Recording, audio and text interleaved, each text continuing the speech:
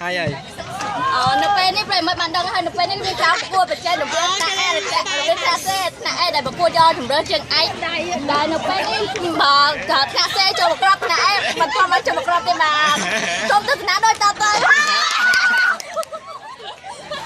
ដើម្បីចង់ដល់ច្បាស់កាន់តែមានភាពទីចម្រើនទៅទៀតយើងសូមជួបប្រជាជនដែលមកទស្សនាទៅនេះបាទជំរាបសួរកញ្ញា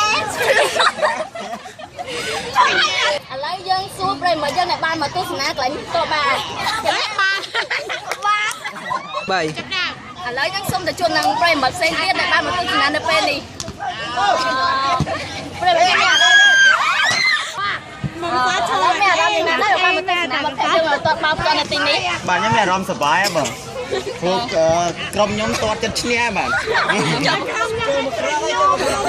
ចូលមកគ្រាប់ហើយបាទ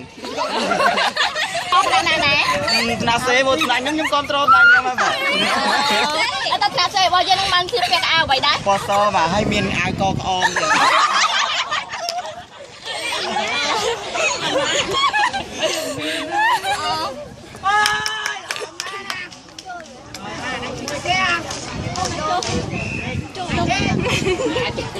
មកอยู่នៅគៀមកវ៉ៃ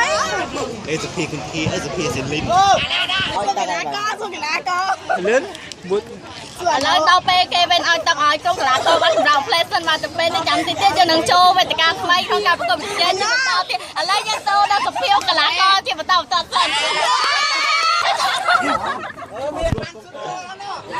ូលឡាទៅព្រាកមកនោះអូយណាស្មៃហ៎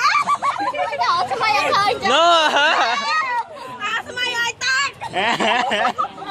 នៅសុភាកលាករនេះ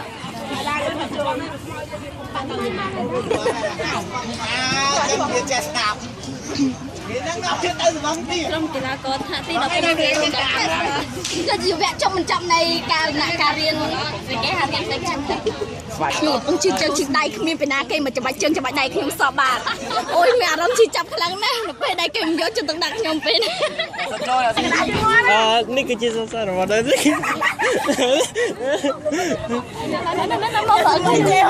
មកទៅមួយពីរហើយតែអ្នកតែតស្រម